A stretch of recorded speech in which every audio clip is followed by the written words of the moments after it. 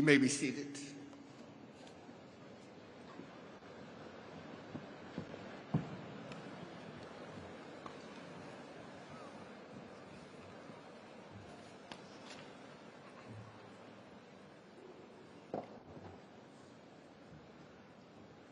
Let us pray.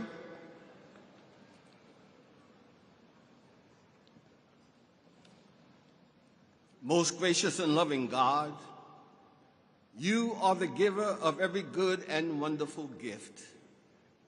We thank you for the gift of this 155th commencement convocation. We give you thanks for the visionary and creative leadership of our President, Reign A.I. Frederick, who has faithfully and courageously guided us through this difficult yet significant time in the history of Howard University.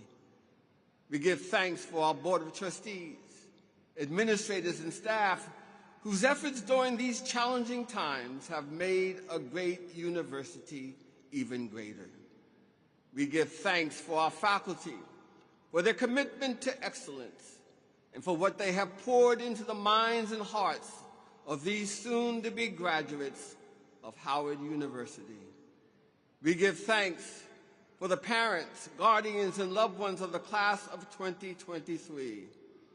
Their prayers, support, and sacrifices have made this day possible. We thank you that their dreams have been realized and their sacrifices have not been in vain.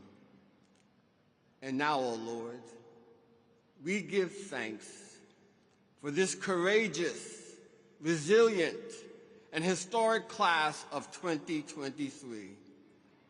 We give thanks that when future generations ask who they were, with biblical imagery, the response will be, these are they. These are they who survived, who studied, persevered, and excelled amid a global pandemic. These are they who overcame the challenges of social distancing. These are they who had to endure racially motivated bomb threats and cyber attacks. These are they who witnessed justice dying on the streets of our cities and long-held freedoms and voting rights being stripped away. These are they who marched and raised their voices to remind the nation that Black lives do matter.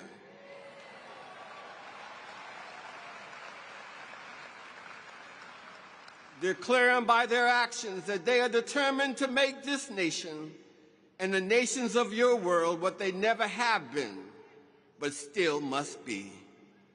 These were they who had their dreams deferred. These were they who were forced to dream new dreams. But with disciplined minds and hearts, they kept studying. And with grace from you, O God, they overcame. And through it all, members of the class of 2023 grew stronger, not weaker, believing in themselves, believing that they were called to be educated at Howard University for such a time as this. Through many dangers, toils, and snares, they have already come. Even in this moment, our souls look back and wonder how they made it through. But in the words of our forebears, you, O God, were able to make a way out of no way.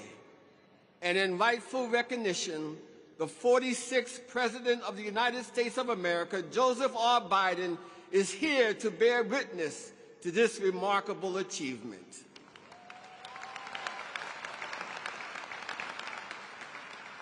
And now shaped and molded by adversity, they have now positioned themselves with a Howard University education to do great and marvelous things in the service of humankind. And by your grace, O God, we believe they will. These are they who will. Thank you for the class of 2023. Thank you for what eyes will see, our ears will hear, and our hearts will feel during this 155th commencement convocation. And in your name we pray, amen.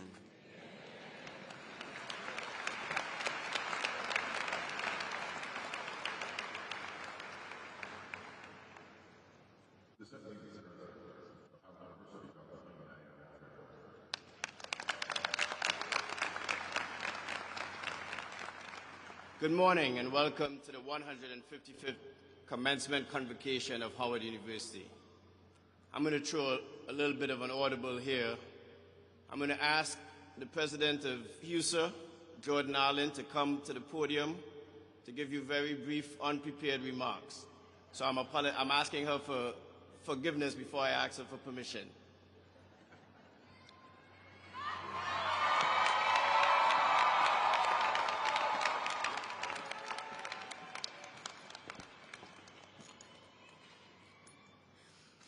First, giving honor to God for bringing all of us here on this wondrous occasion, to the 46th President of the United States, President Joe Biden, and to all parents, faculty, and most importantly, the class of 2023. I'm sorry. Good morning. Each and every one of you should be very proud of making it this far. I'm super excited to see where you all go in the future, and congratulations.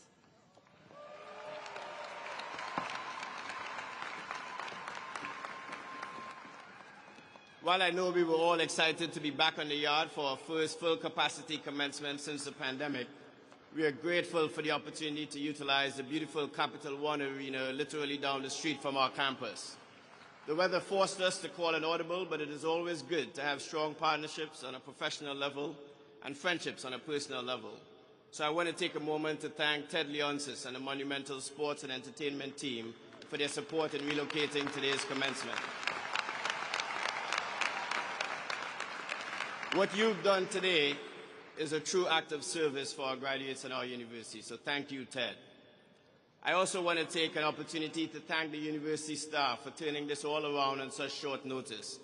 You are all the best staff any university could assemble. And I am extremely appreciative of your hard work, so please give them a warm round of applause for such a quick turnaround.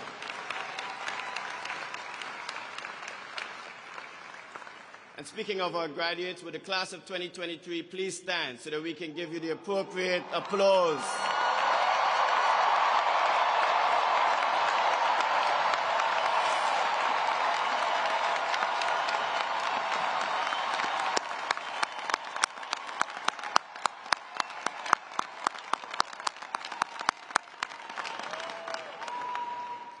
And while you sit, I would like the family and friends of the class of 2023 to stand in recognition of the journey you've taken alongside your graduates.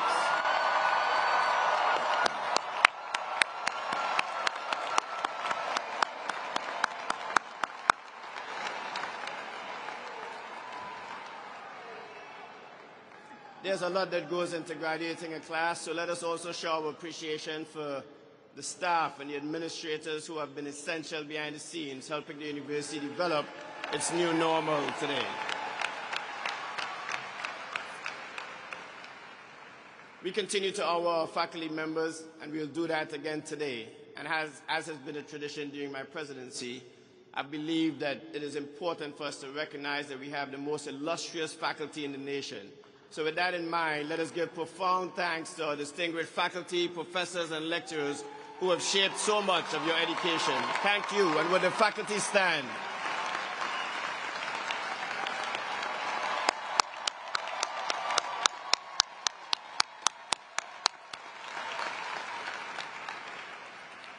President Biden, that might be the largest number of faculty I've seen at commencement. We cannot forget our alum and our donors, proud members of our Howard family devoted to ensuring many of the graduates in this room would not be obstructed by cost or financial burden. And these individuals continue assisting Howard to fulfill our solemn duty to provide opportunity to those who would not receive it anyplace else. And to all those who helped enlighten and educate our students, who helped keep them happy, healthy, and safe, secure, we thank you as well. So let us give our alum a warm round of applause and welcome.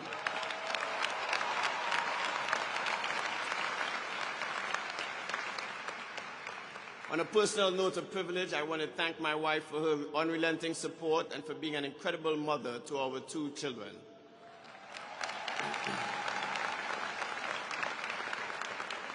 You have given more of yourself to this university than most will ever know, and I cannot thank you enough for everything you've done over the years. So a happy early Mother's Day to you and to all the mothers and mother figures celebrating with us today. Happy Mother's Day.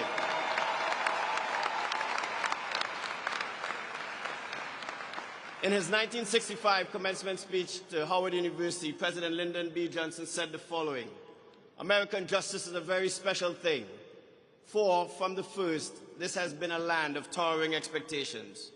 It was to be a nation where each man could be ruled by the common consent of all, enshrined in law, given life by institutions, guided by men themselves, subject to its rule. And all of every station and origin would be touched equally in obligation and in liberty." Nearly 50 years later, we still aspire toward those towering expectations, but servant leaders like President Joe Biden have been instrumental in making those lofty goals our shared reality. In his first 2 years, he has accomplished a number of historic legislative victories, including the American Jobs Plan and the American Families Plan. These investments include major plans for post-secondary education, including for historically black colleges and institutions.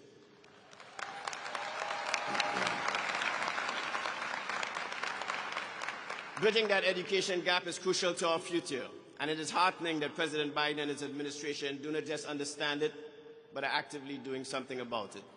An even brighter future lies ahead for our people and our university, and it is because all in this year's graduating class. In your quiet moments, I encourage you to reflect on our university's motto and your personal mission. To persevere under our current global conditions requires more than ambition and personal will. It necessitates a deep understanding of ourselves and the world around us. Higher education certainly provides an opportunity to better ourselves as individuals. But most importantly, these formative years can draw us nearer to our vocations and help us discern our answer to one of life's most important questions: what is the difference that I am supposed to make in the world? As you close this chapter at your soon-to-be alma mater, I hope that your education has awakened in you a purpose that will carry you forward in life. As I close, I have been thinking a lot recently about I've been to the mountaintop, Dr. Martin Luther King Jr.'s final speech in Memphis before his 1968 assassination.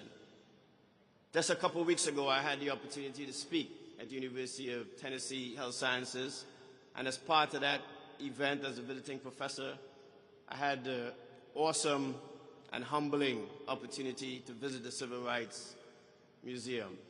A Howard alum was the curator and would take me on a personalized tour and did something that totally touched me.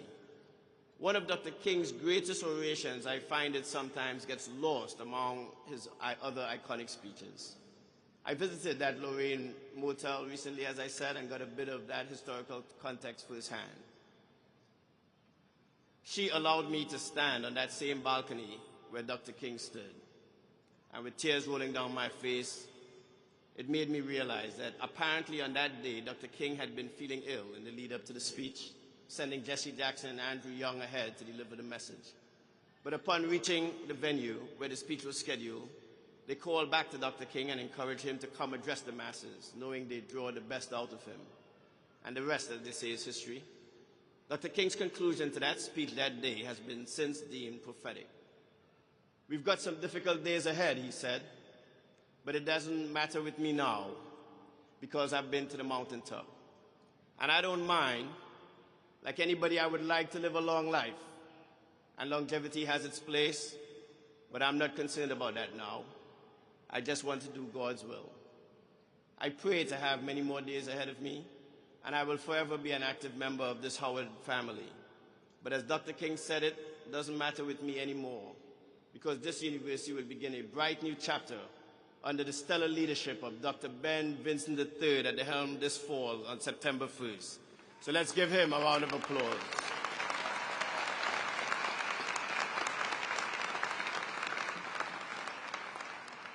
Most transitions come with a hiccup or two, but I trust that we will reach that promised land.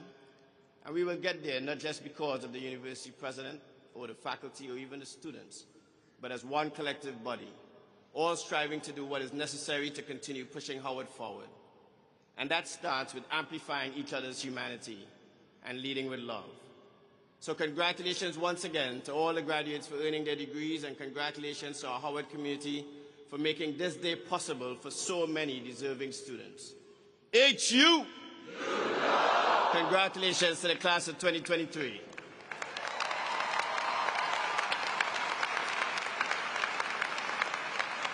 Remarks will be delivered by the Chairman of the Howard University Board of Trustees, Dr. Lawrence C. Morse.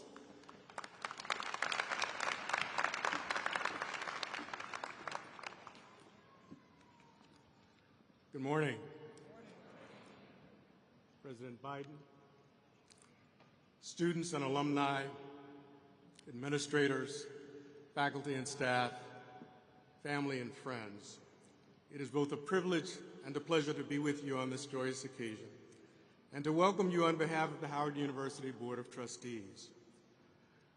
While the rain may have prevented us basking in the radiance of the yard's upper quadrangle, no amount of precipitation can dampen our spirits on the day of this commencement convocation.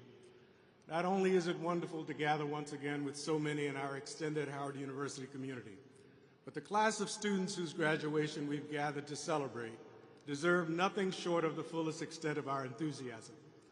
Speaking of us, please allow me a moment of personal privilege to recognize the Howard University 50th reunion classes of 1971 and 72 who were unable to come back last year and the year before due to COVID, but are here with us today, and my own reunion class of 1973.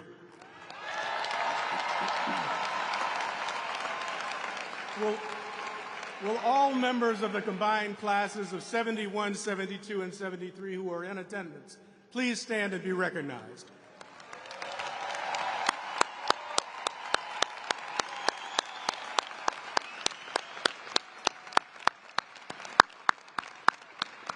Thank you.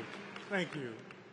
To my own classmates, can you all believe it was really 50 years ago since we were sitting in your seats listening to our orator for the day, the renowned thespian, Mr. Ossie Davis. Both sad this chapter was ending, but excited that we were soon to graduate from the Howard University.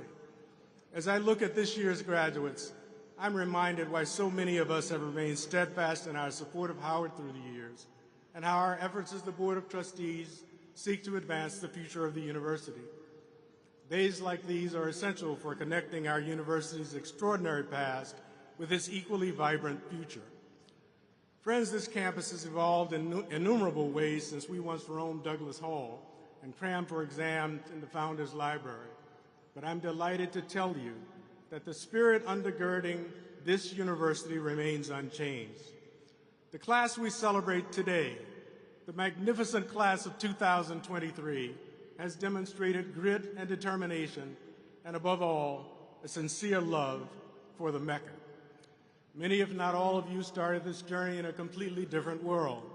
Before the global pandemic demanded we close down our beloved campus and temporarily shift to remote learning.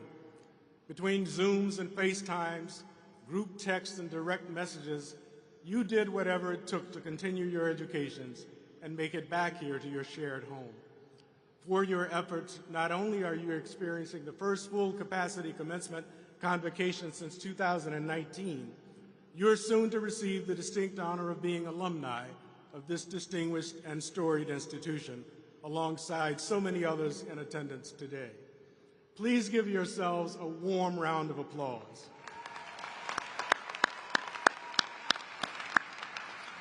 As I said previously, this year's graduating class deserves nothing less than our full enthusiasm. Please give them a warm round of applause.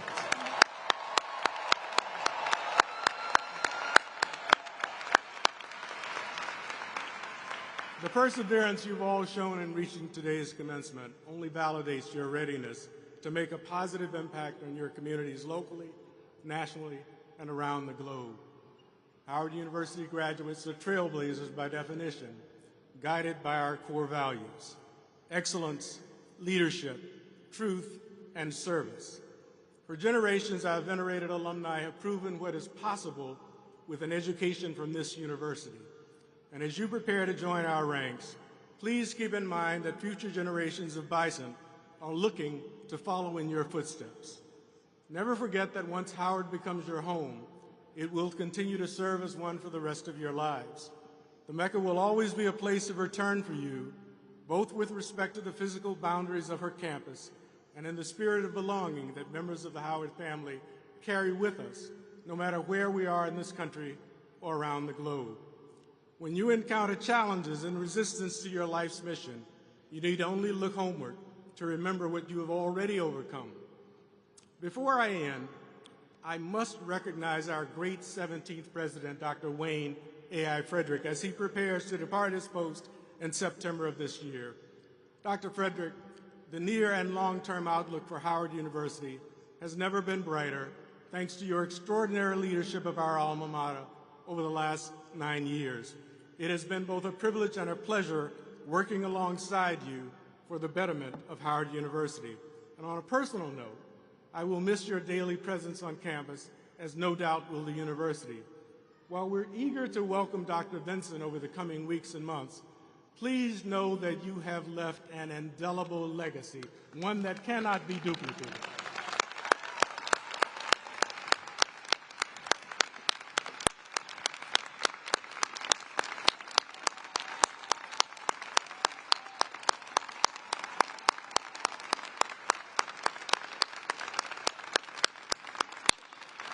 Thank you for your service to Howard University. To the members of the class of 1973, congratulations again on your golden reunion. It is a pleasure to count myself among such an illustrious cohort. And to the members of the magnificent class of 2023, know that your long walk, the one you've trod from matriculation to graduation, has been unlike any other in the history of our university. And as you near its completion, I commend you once more. Congratulations and Godspeed.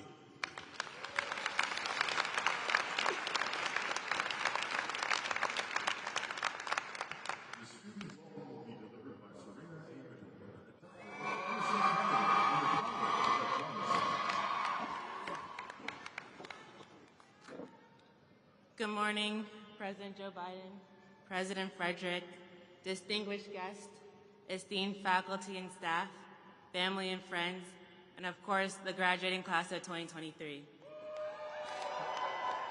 Welcome to the 155th commencement and convocation ceremony for the Howard University.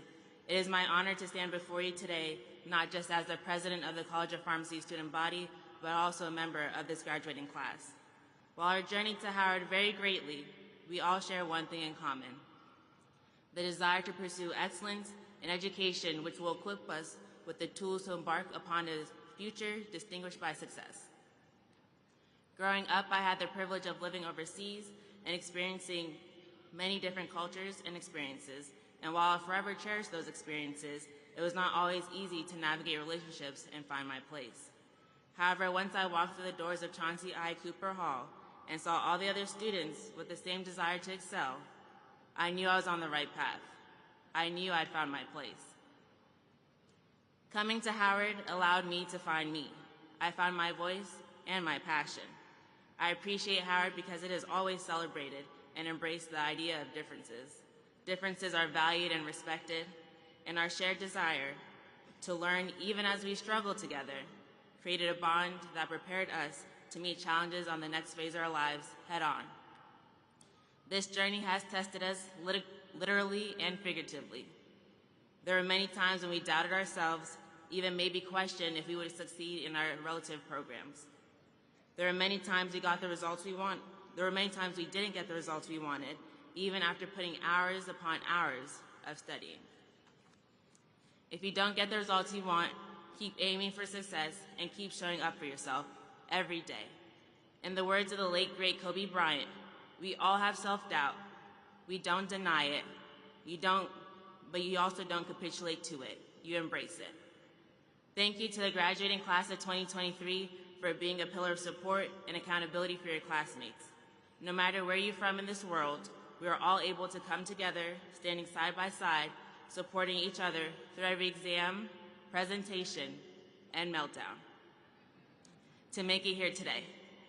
We did it, Joe.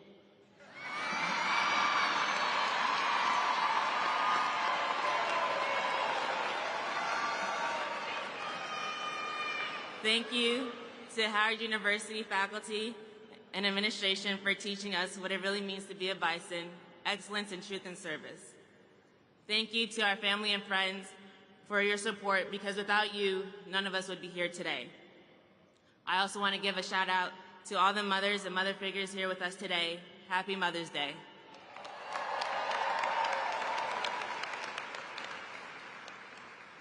Once again, congratulations to the graduating students from the Colleges of Arts and Sciences, the Business School, Communications, Dentistry, Divinity, Education, Engineering, Architecture, Fine Arts,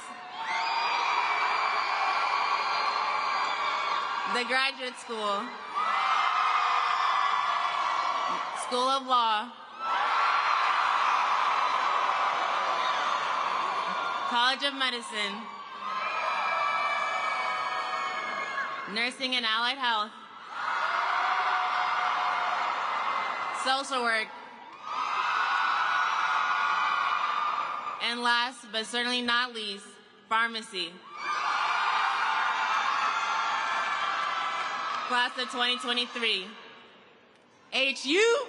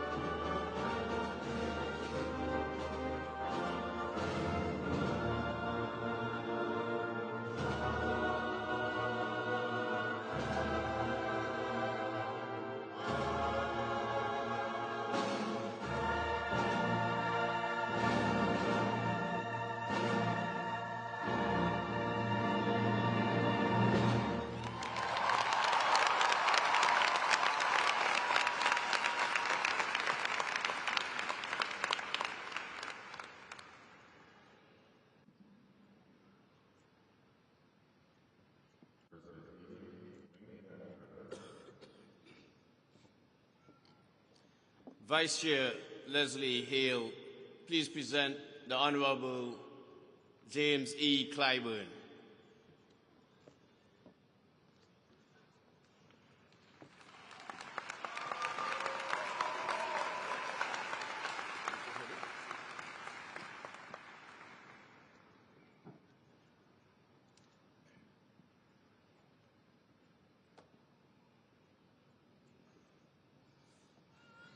The Honorable James Enos Clyburn, iconic, awe-inspiring political servant leader, fierce advocate for social justice, civic and human rights, charismatic, articulate orator, courageous visionary, astute diplomatic strategist, and consensus builder, your universal mission of equality for all citizens as guaranteed by the United States Constitution has guided your stellar service for 3 decades as the first African-American congressional representative from South Carolina since 1897. Your hallmarks of intellect, dynamic leadership, superb integrity, and unwavering determination have assured your place in the annals of American history and the global community. Your life and career of passionate, hard work, noble commitment, and tenacity stand as living proof that the American dream can be realized. You said, "Throughout my service in Congress, I have fought to ensure the federal government invests in all communities, especially those that have been historically neglected, and to guarantee America's greatness is accessible and affordable to all." A 2-time majority whip from 2007 to 2011 and 2019 to 2023, in your 16th term, you now hold the number 3 party position of Assistant Democratic Leader. It was your endorsement of U.S. President Joseph R. Biden 3 days before the South Carolina Democratic primary that is credited with his successful win at a time when the race to capture the all-important nomination seemed lost. Due to your efforts, the Biden presidential campaign gained new life and ultimately was resurrected to win the overall election, creating our reality today. Your wise counsel also led to President Biden's support for the first ever African-American female candidate to the U.S. Supreme Court, Ketanji Brown Jackson, now Associate Justice of the highest court in the land. A revered power broker, your representation of the South Carolina 6th Congressional District is legendary, and as you champion health care, education, civil and voting rights, rural and economic development, and crucial historic preservation and restoration, including the Gullah culture of your state. Numerous buildings and campus sites at historically black colleges and universities have been restored thanks to your efforts.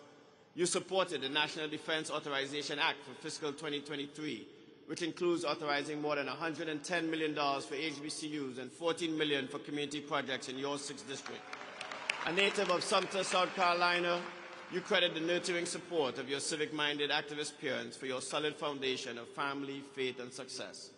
A born leader destined for greatness, your journey includes President of the NAACP, you chapter at age 12, student leader and activist at South Carolina State University in Orangeburg, leading protest marches and being jailed, first African-American advisor and then Human Affairs Commissioner to South Carolina Governor John C. West, and later to 3 subsequent governors, including 2 Republicans. Co-president of the 1993 Congressional Freshman Class, chairman of the Congressional Black Caucus in its critical developmental years, and chairman of the House Democratic Caucus. You have tirelessly dedicated every fiber of your being to achieving equal justice for all. And in your autobiography, Blessed Experiences, Genuinely Southern, Proudly Black was penned in 2014. In it you said, "My experiences have not always been pleasant, but I considered all of them blessings. With countless awards, including buildings named in your honor and in recognition of your incomparable service and resolve, you received the 2022 prestigious Spingarn Medal, the highest honor from the NAACP, and the John H. Chafee Trustees Award for Outstanding Achievement in Public Policy from the National Trust for Historic Preservation. You met your late beloved wife, Emily England Clyburn, at South Carolina State and shared a lifetime, 58 years of activism. Your 3 adult daughters, Mignon, Angela, and Jennifer, join you in carrying on her legacy. James E. Clyburn, globally renowned stalwart for justice, victorious foot soldier for freedom and equality for all. Noble steward of humanity, your pioneering, passionate life's commitment and contributions continue to leave an indelible blackprint for the nation to follow and emulate in perpetuity. Faith and truth are the bright lights that guide your path. You are a fearless optimist who gives us hope for the America we aspire to be. And it is with heartfelt love and utmost deep abiding respect that we name you a beloved son of the capstone and honor you on the historic 155th commencement, conferring upon you the degree Doctor of Humane Letters, honoris causa. Congratulations.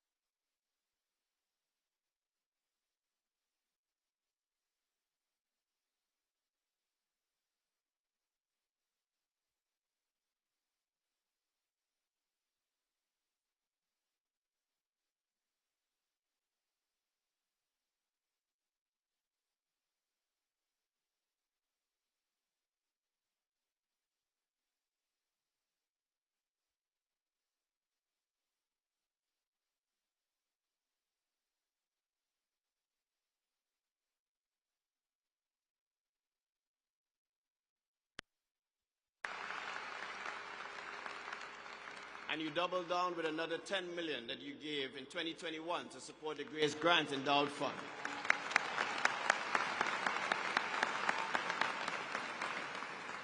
And you then introduced me to your friends, the Waltons, who gave us another $20 million for that Grace Fund as well. You are the gift that keeps on giving. Your supreme commitment to excellence and servant leadership is evident in your extraordinary life of professional accomplishment and philanthropy.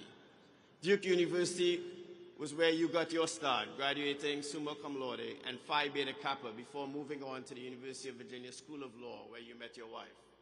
Both your alma maters have been the beneficiaries of your service in various capacities as well as investments from the Karsh Family Foundation. A trustee emeritus of Duke University, you were chairman of the board for Duke's Endowment, DUMAC LLC, for nearly a decade. Duke has been the recipient of more than $100 million from your foundation, with most being slated for financial aid. The Office of Undergraduate Financial Support was named for the Karsh family, as is the Karsh Alumni and Visitors Center. The University of Virginia received a $50 million donation to establish the Karsh Institute of Democracy, scheduled to open in 2026. Your stellar reputation has included exciting career accomplishments, including Managing Director of TCW Asset Management Company, Assistant to the Chairman of Sun America Incorporated, an attorney with the law firm of O. Melveni and Myers, and a clerkship for the Honorable Anthony M. Kennedy, then of the U.S. Court of Appeals for the Ninth Circuit and now retired Associate Justice of the U.S. Supreme Court. In addition, you are a minority owner of the NBA Golden State Warriors.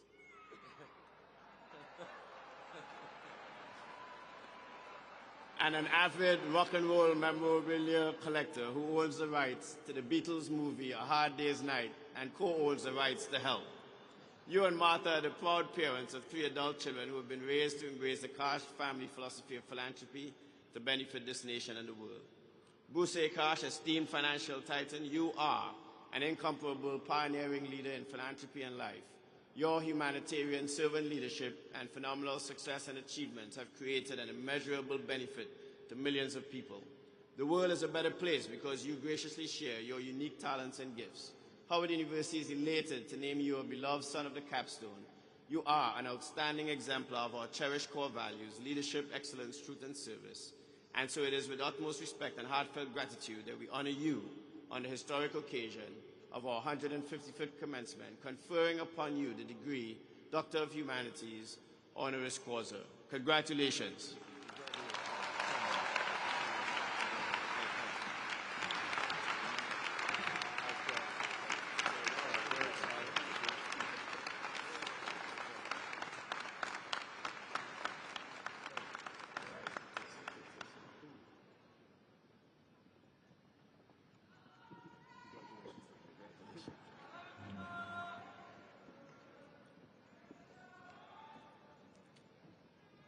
Those Lakers. Trustee Donald Christian, please present Ms. Martha L. Cash.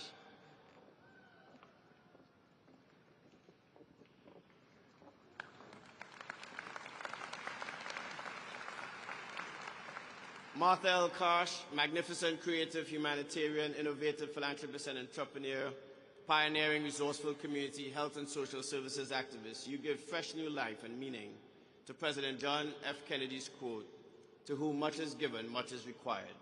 More than 2 decades ago, your vital vision and motivated passion led you to co-found with your husband, Bruce Akash, the Cash Family Foundation, in support of all levels of education, research, and scholarship. In 2020, the foundation, as you heard, honored Howard with its largest ever donation for the Bison STEM Scholars Program, now named after you, the Cash STEM Scholars Program.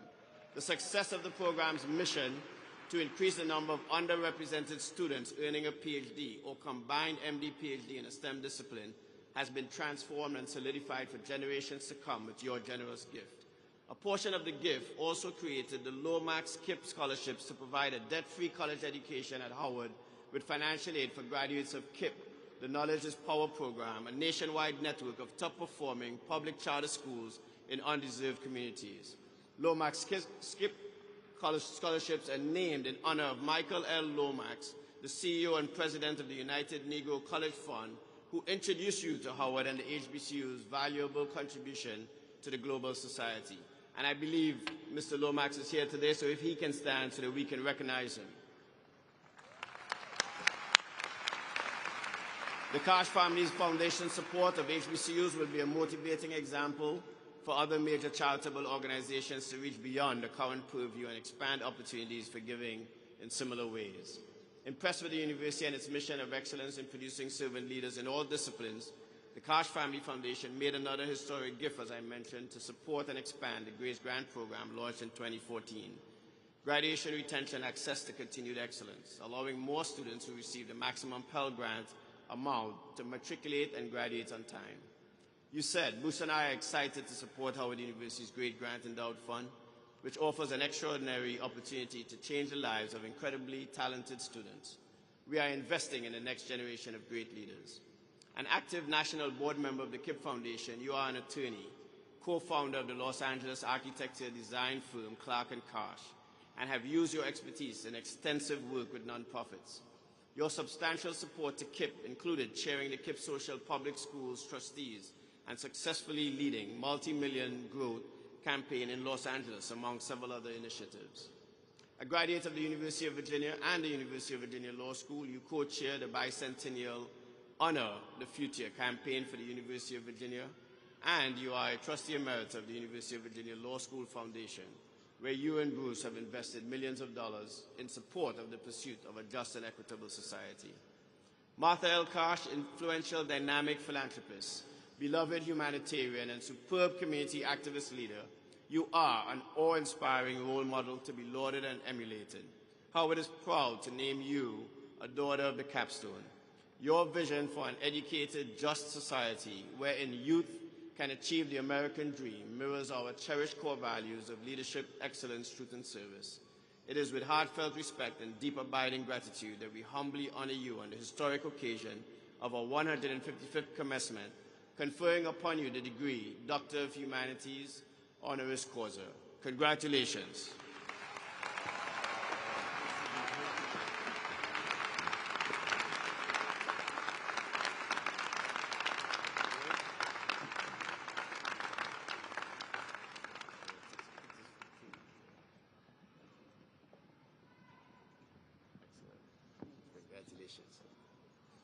Vice Chair Mark Mason, please present the Honorable Dr. Keith Christopher Rowley.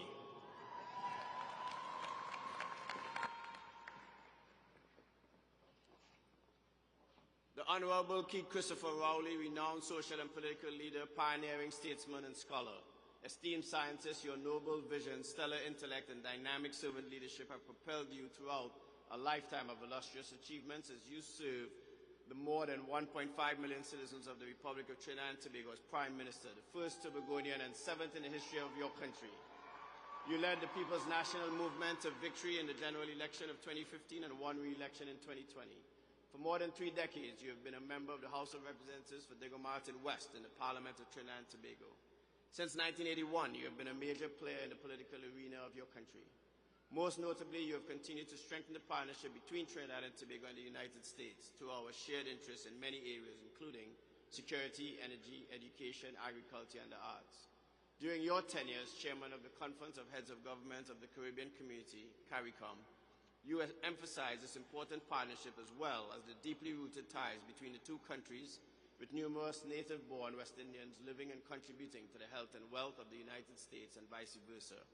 Also, your enterprising efforts have fostered regional integration among Caribbean countries, including Barbados, Jamaica, and Guyana.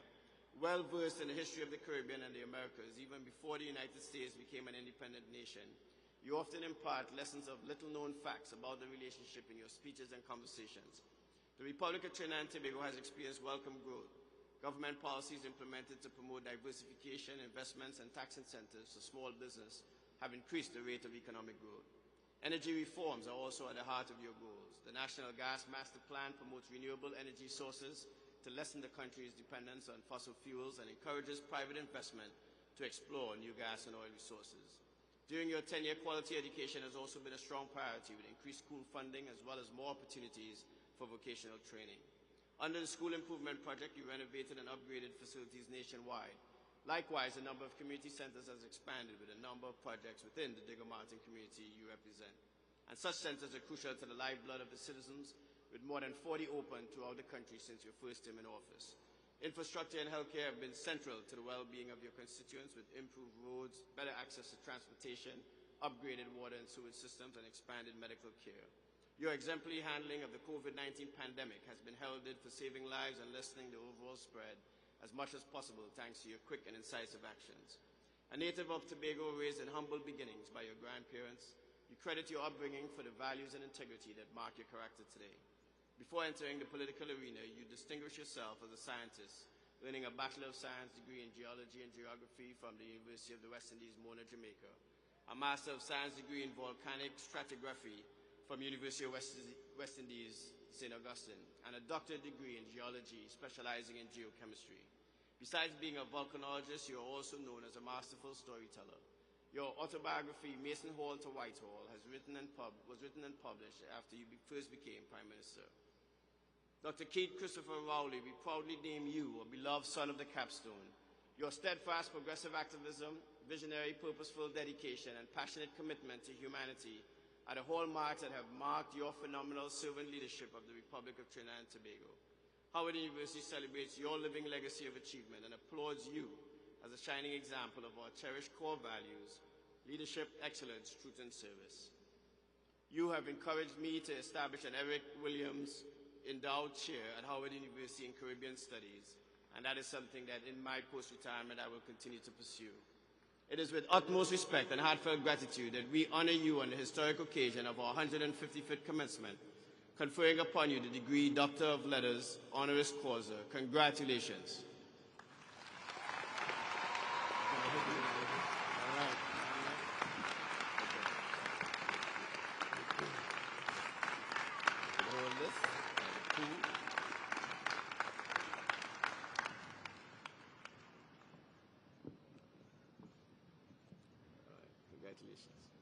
Trustee Danette Howard, please present Dr. A. Eugene Washington.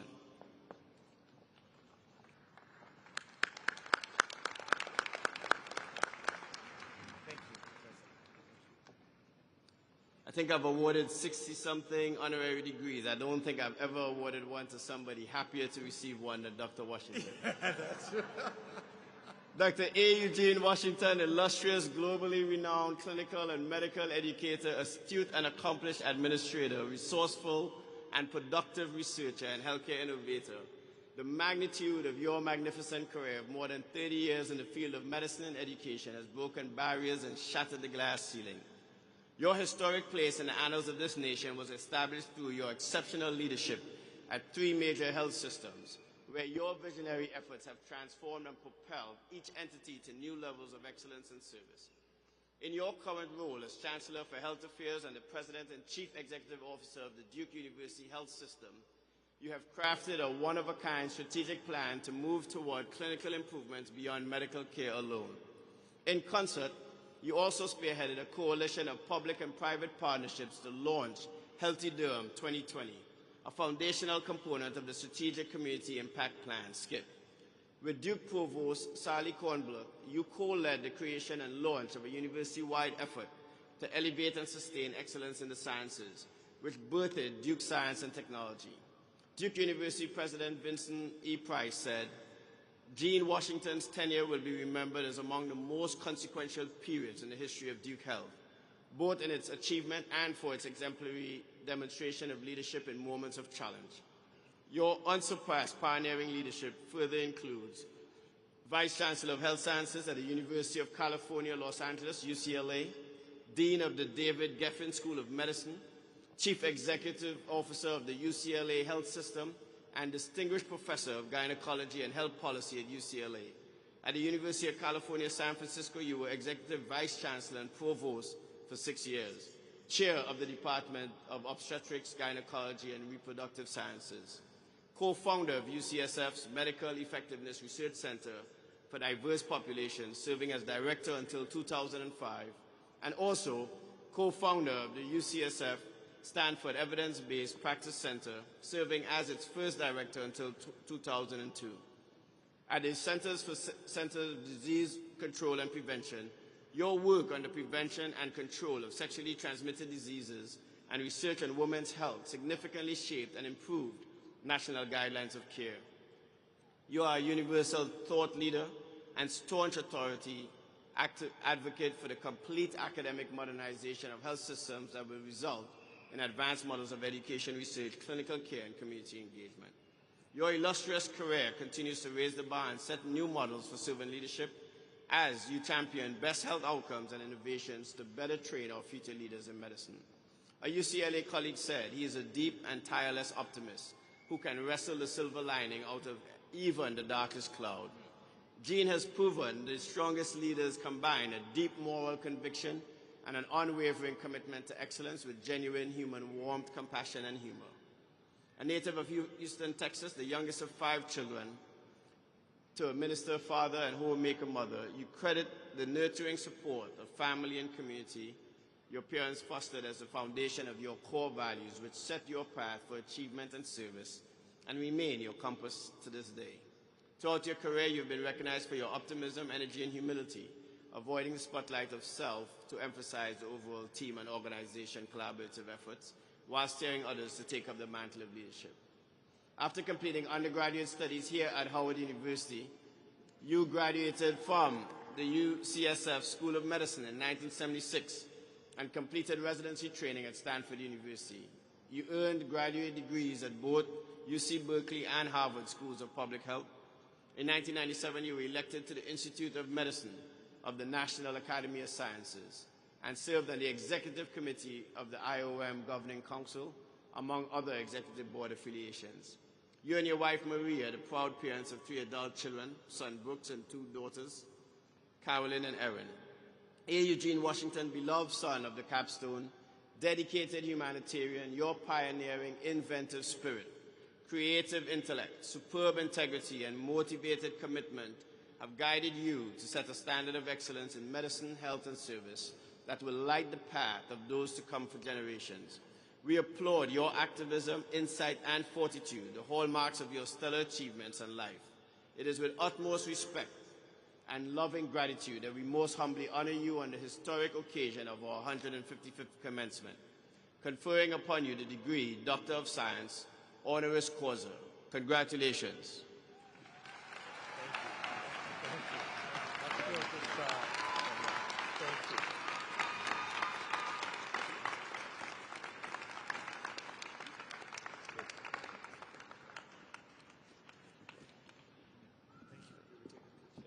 Please get in here.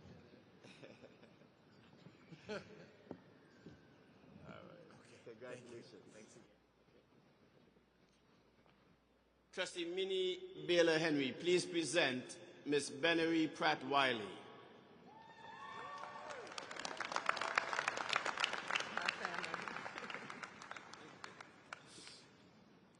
Benery Pratt Wiley, globally renowned entrepreneur and visionary extraordinaire, dynamic influential agent for progressive change, passionate servant leader and diversity expert, corporate business marketing maven, committed humanitarian. You were president and CEO of the Partnership Incorporated in Boston, Massachusetts, where you built a unique company to guide the corporate business sector in understanding, embracing, and hiring an inclusive and diverse workforce, while assisting people of color in gaining access to careers previously closed to them.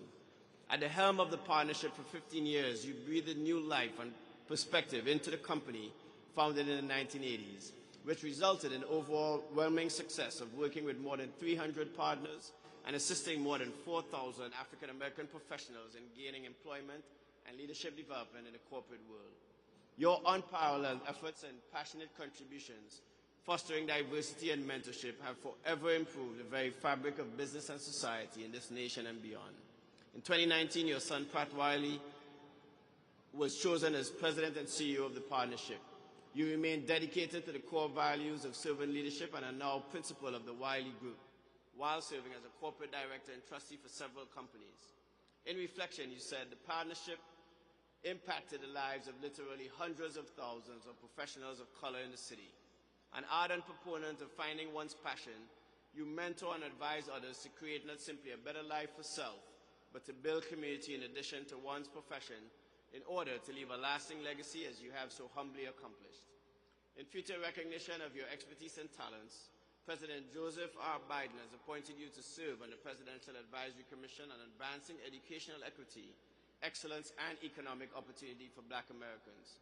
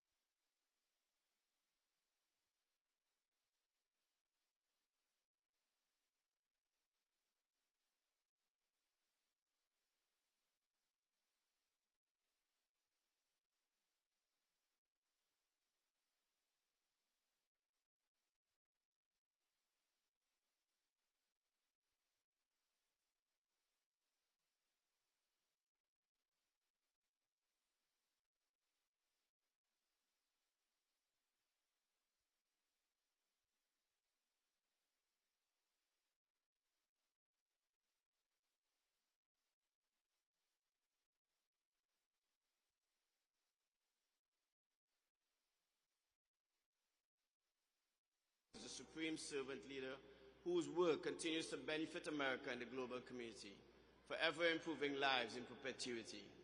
You are an exceptional role model to be related as you epitomize our cherished core values of leadership, excellence, truth, and service. So it is with deep abiding love, utmost respect, and heartfelt gratitude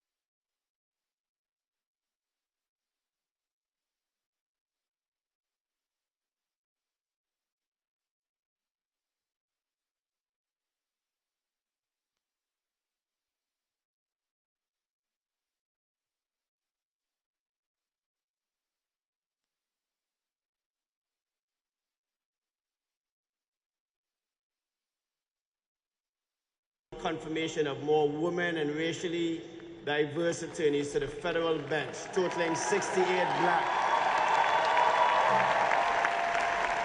Totaling some 68 black, Latino, or Asian Americans to date, with Justice Ketanji Brown Jackson as the most high-profile first black woman in the U.S. Supreme Court. You continue to deliver on the three pillars identified at the start of your presidency: the battle for the soul of our nation, the need to rebuild our middle class, the backbone of our country, and a call for unity to act as one America. A native of Scranton, Pennsylvania, you grew up in Claremont, Delaware, graduated from the University of Delaware and Syracuse Law School before serving on the Newcastle County Council. Your wife, a lifelong educator, Dr. Jill Biden, has been by your side through tragedy and triumph for 46 years as you have raised 3 adult children, Hunter, Bo, and daughter Ashley. Joseph Robinette Biden Jr., Howard University is most honored and pleased to name you a favorite son of the capstone as we salute and hold in our highest esteem your unmatched record for justice, empowerment, and the peaceful advancement of humanity throughout the world. We revere, commend, and proudly applaud your magnificent life of leadership and contributions that will inure to the benefit of America and the global community for time immemorial. It is with heartfelt respect and immense pride that we honor you on the historic occasion of our 155th commencement as orator, conferring upon you the degree Doctor of Letters, Honoris Causa. Congratulations and Godspeed.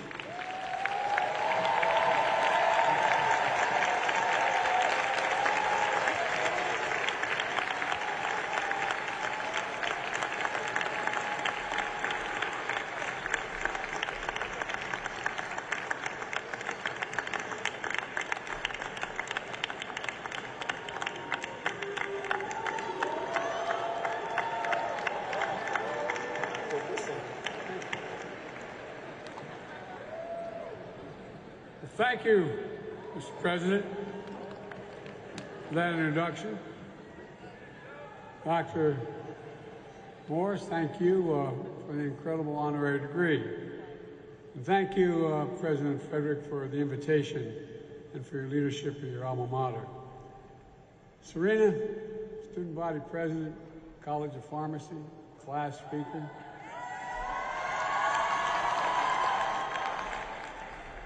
And just remember, when you're President of the United States and they say Joe Biden's out in the waiting room to say hello, promise me you will not say Joe who. Right? You all think I'm kidding. To the distinguished faculty and staff, thank you for having me, and to the parents and families of the class of 2023, congratulations. And by the way, we will get to giving you your degrees. I promise that's coming. You are here with the heart and through the heartache, through blood, sweat, and tears of everything that's come before, for everything yet to come. You're here at a new moment of hope and possibilities. For graduates, before we begin, as mentioned many times, tomorrow's Mother's Day. Stand for your mothers and grandmothers. Stand and thank you.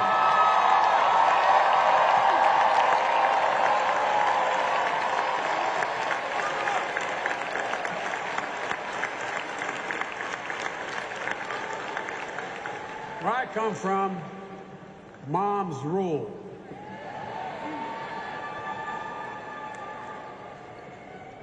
To my friend, and he is my friend, Congressman Jim Clyburn, the thing that I admire most about you, Jim, is your absolute integrity in everything you do.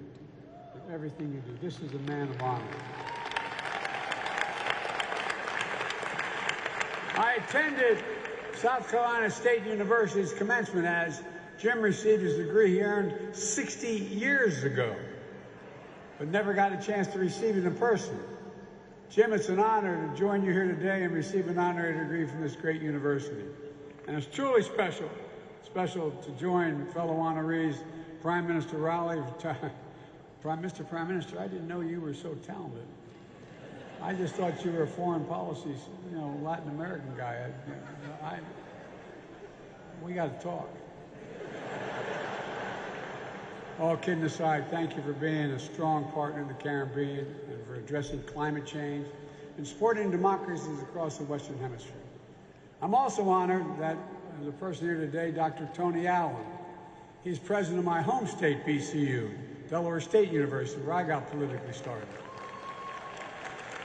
I was fortunate to have Tony as a Senate staffer for a long time. Then he got his PhD, had a distinguished career in business, and became president of HBCU. Now Tony chairs my White House Board of Advisors on HBCUs, which is designed to support and advance HBCU excellence with a lot more money. I'm also proud to say that we're the first White House to formally convene where the real power is, the Divine Nine. Well, y'all think I'm kidding. Not a joke. The Divine Nine not only has a seat at the table, we definitely hear you at the table. And they're our first time ever at the White House, permanently. So folks, in 2023, I'm truly honored to be here at Howard. Chartered 156 years ago by an act of Congress just after emancipation of the Civil War. Founded on a hilltop in Washington, D.C., the Mecca. Always promoting excellence, leadership, and truth and service. It really has. A proving ground for future leaders of science, medicine, education, business, faith, arts, entertainment, public service. Trailblazing intellectuals, lawyers, doctors. The first black, I might say, Vice President of the United States of America.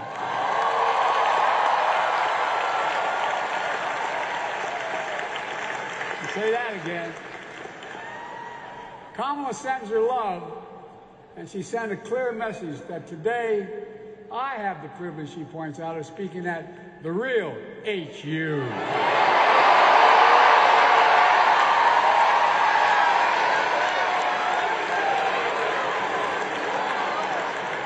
Now you realize that's going to cost me at home. There's enormous pride in this university. Founded in the verses of Howard Anthem, and I quote, "Reared against the eastern sky, proudly there on hilltop high, there she stands for truth and right, sending forth her rays of light." It matters. It matters. It matters.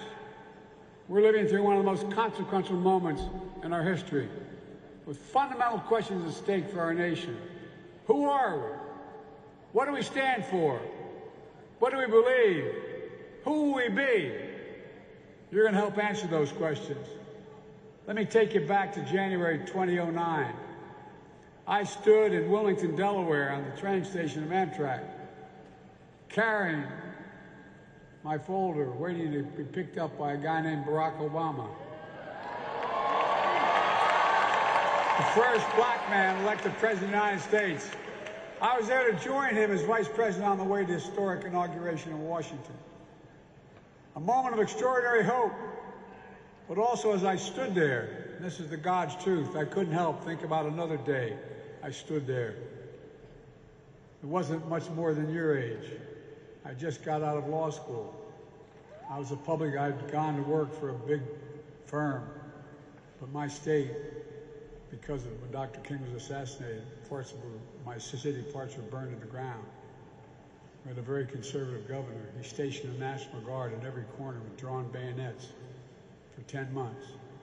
I quit and became a public defender. I used to have to introduce my clients. I was not so noble. I had to interview my clients down at the Wilmington train station when they were arrested on the east side. That's where they'd be taken. In the aftermath of the riots that burned Wilmington following his assassination. In 2009, while waiting for Barack, I was both living history at the same time I was reliving it. A vivid demonstration when it comes to race in America. Hope doesn't travel alone. It's shadowed by fear, by violence, and by hate. But after the election and the re-election of the first black American president, I had hope that the fear, violence, and hate was significantly losing ground. After no longer being vice president, I became a professor at the University of Pennsylvania for 4 years. But in 2017, in Charlottesville, Virginia, crazed neo-Nazis with angry faces came out of the fields literally with torches, carrying Nazi banners from the woods and the fields, chanting the same anti-Semitic bile heard across Europe in the 30s, something I never thought I would ever see in America. Accompanied by Klansmen and white supremacists, emerging from dark rooms and remote fields and the anonymity of the internet, confronting decent Americans of all backgrounds, standing in their way into the bright light of day. And a young woman, objecting to their presence, was killed. What did you hear? That famous quote when asked about what happened. That famous quote. There are very fine people on both sides. That's when I knew, and I'm not joking, that's when I knew I had to stay engaged and get back into public life. No, I don't say it for that reason. I say it for the journey. I don't have to tell you that fearless progress toward justice often meets ferocious pushback from the oldest and most sinister of forces. That's because hate never goes away. I thought when I graduated we could defeat hate. But it never goes away. It only hides under the rocks. And when it's given oxygen, it comes out from under that rock. And that's why we know this truth as well. Silence is complicity. It cannot remain silent. We have to live through this battle for the soul of the nation. And it is still a battle for the soul of the nation. What is the soul of a nation? Well, I believe the soul is the breath, the life, the essence of who we are. The soul makes us us. The soul of America is what makes us unique among all nations. We're the only country founded on an idea, not geography, not religion, not ethnicity, but an idea. The sacred proposition rooted in Scripture, enshrined in the Declaration of Independence, that we're all created equal in the image of God and deserve to be treated equally throughout our lives. While we've never fully lived up to that promise, we never before fully walked away from it. We know that American history has not always been a fairy tale. From the start, it's been a constant push and pull for more than 240 years between the best of us, the American ideal that we're all created equal, and the worst of us, a harsh reality that racism has long torn us apart. It's a battle that's never really over. But on the best days, enough of us have the guts and the hearts to stand up for the best in us, to choose love over hate, unity over disunion, progress over retreat, to stand up against the poison of white supremacy, as I did in my inaugural address, to single out as the most dangerous terrorist threat to our homeland is white supremacy.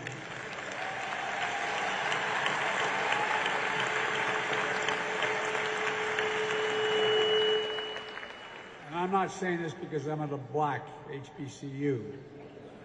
I say it wherever I go. To stand up for truth over lies, lies told for power and profit. To confront the ongoing assault to subvert our elections, suppress our right to vote. That assault came just as you cast your first ballots in 20 and 22. Record turnouts. You delivered historic progress. I made it clear that Americans of all backgrounds, have an obligation to call out political violence that has been unleashed and emboldened. As was mentioned already, bomb threats to this very university and HBCUs across the country. To put democracy on the ballot, to reject political extremism, and reject political violence, protect fundamental rights and freedom for women to choose, for transgender children to be free, for affordable health care and housing, for the right to raise your family and retire with dignity, to stand with leaders of your generation who give voice to the people, demanding action on gun violence, only to be expelled from state legislative bodies, to stand against books being banned and Black history being erased. I'm serious, think about it. To stand up for the best in us. And today I come here to Howard to continue the work to redeem the soul of this nation, because it's here where I see the future, and it's not hyperbole. We can finally resolve those ongoing questions about who we are as a nation, that put strength of our diversity at the center of American life, the future that celebrates and learns from history, a future for all Americans, a future I see you leading, and I'm not, again, exaggerating. You are going to be leading it. Again, let's be clear. There are those who don't see you and don't want this future. There are those who demonize and pit people against one another. And there are those who do anything and everything, no matter how desperate or immoral, to hold on to power. And that's never going to be an easy battle. But I know this, the oldest, most sinister forces may believe they'll determine America's future, but they are wrong. We will determine America's future. You will determine America's future. And that's not hyperbole. No graduating class gets to choose the world into which they graduate. Every class enters the history of a nation up to the point has been written by others. But few classes, once in every several generations, enters at a point in our history where it actually has a chance to change the trajectory of the country. You face that inflection point today, and I know you'll meet the moment. I just think about the many ways you already have. With your voices and votes, I was able to fulfill my commitment to put the first black woman on the Supreme Court of the United States of America. And by the way, she's brighter than the rest. She is one bright woman. Because of you, more black women have been appointed to the federal appellate courts than under every other president in American history combined. And by the way, I mean it. I mean it because of you. Because of you. You turned out. You spoke up. You knew. You showed up and the votes counted. And you made people say, whoa, wait a minute. What price will I pay if I don't do the following? You feel the promise and peril of climate change. Because of you, we're making the biggest investment ever in the history of the world in climate change. Don't ever think your voice doesn't matter. I'm keeping my promise that no one should be in jail merely because of using and possessing marijuana. Their record should be expunged. Just expunged. My student debt relief plan would help tens of millions of people, especially those on Pell Grants. 70% of black college students receive Pell Grants. Many of you, the savings would be significant in even wiping out student debt completely for some. But this new Republican Party is dead set against it, suing my administration to stop you from getting student debt relief. The same opposition who received relief loans, I might add, to keep their businesses afloat during the pandemic.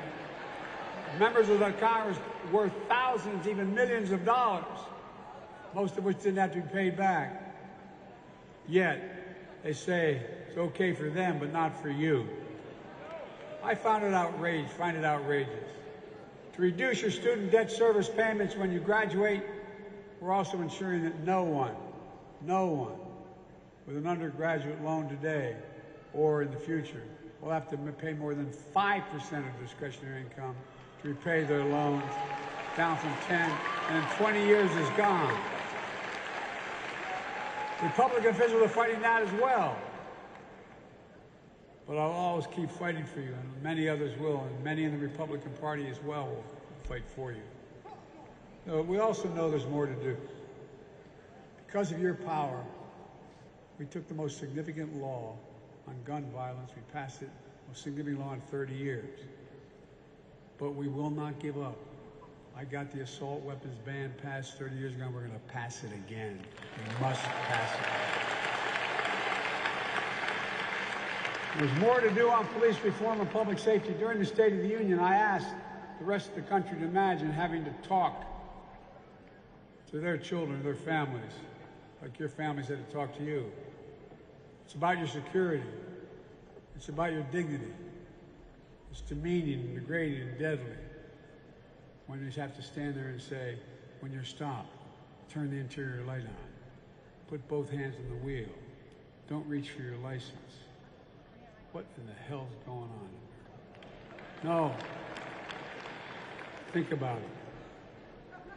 I ask all the parents, not minority children, ask what they would say, what they would do. I know you're frustrated that there's so many elected officials who refuse to pass a law that will do something. Kamala and I stood next to the family of George Floyd and the civil rights leaders and law enforcement officials to sign the executive order I came up with requiring the key elements of the George Floyd bill be applied to federal law enforcement. Banning chokeholds, restricting no-knock warrants, establishing a database for police misconduct, advancing effective and accountable community policing that builds public trust. And we'll keep fighting to pass the reforms nationwide. Equal justice is a covenant we have with each other. It must not just be an ideal, it has to be a reality. You're leading the way on this and so much more. That's why Kamala and I are so committed to investing in you and HBCUs. HBCUs help produce 40% of black engineers, 50% of black lawyers.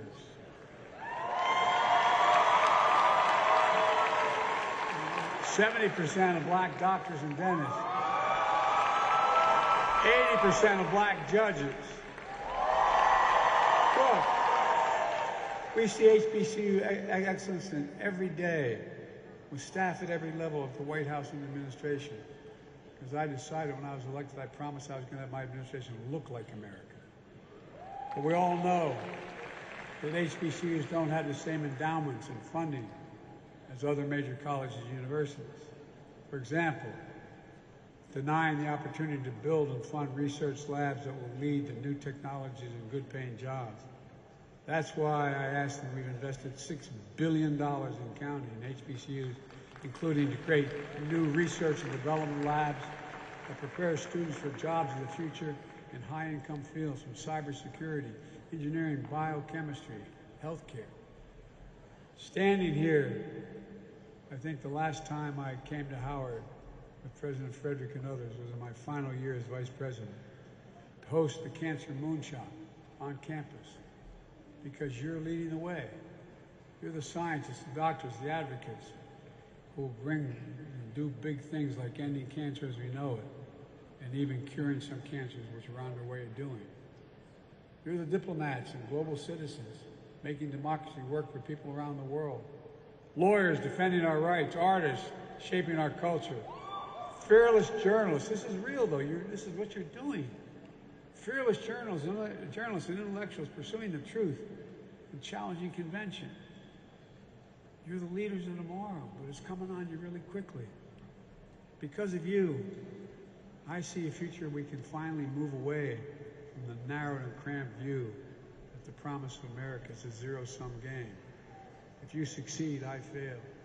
If you get ahead, I fall behind. Maybe worst of all, if I can't hold you down, I can't lift myself up. Instead of what it should be. If you do well, we all do well. That's what I see. That's what I see in America. And more Americans are. The future of possibilities for all Americans. Look, no matter that future, what it holds, my sincere hope is that each of you find the sweet spot between happiness, success, and ambition. A good life, a life of purpose. Because here's the thing, you don't know where or what fate will bring you or when. You just have to keep going. You have to just keep the faith and just get up. And you can find the balance between ambition and happiness and success, that good life, of purpose, of family, and as you know here at Howard, of excellence, leadership, and truth and service. There's no quit in you. There's no quit in America. So let me close with this. In our lives, in the life of the nation, we know that fear can shadow hope. But it's also true that hope can defeat fear. In January 2021, I stood in the U.S. Capitol to be inaugurated as President of the United States. Just days before, on that very spot, a violent insurrection took place, a dagger at the throat of democracy. For the first time in our history, an attempt to stop the peaceful transfer of power in this country. And they failed. Our democracy held. Again, hope prevailed. And this time, I was standing with a black woman about to take a 2-mile procession down Pennsylvania Avenue as President and Vice President of the United States of America. And who was marching alongside her? The Howard University Marching Band in lockstep in solidarity. You were.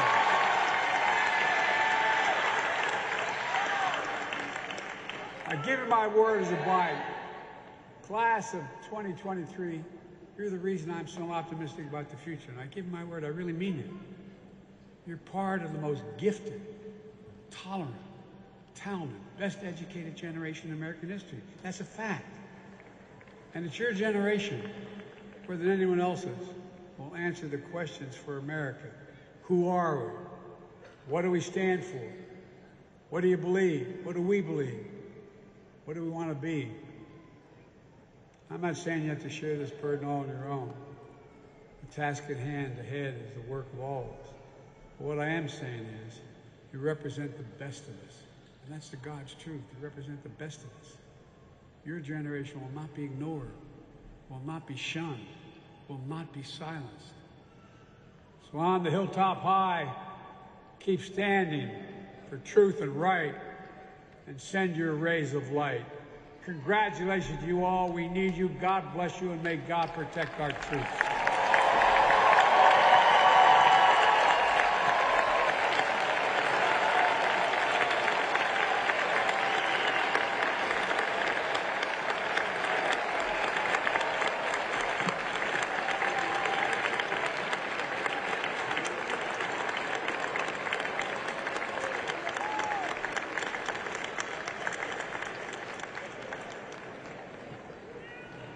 The Howard University Chorale will perform an arrangement by Eric Opool, Don't You Let Nobody Turn You Around. Darlie Sinnott will serve as the soprano soloist.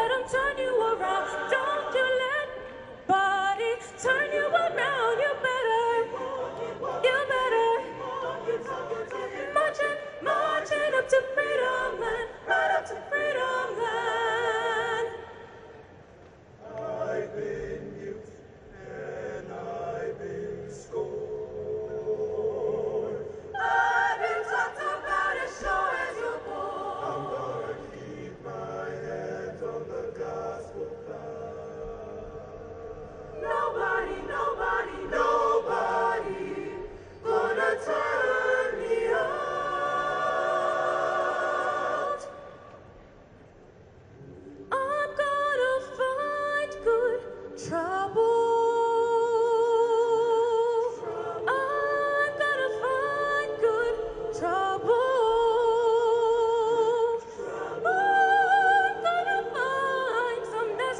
trouble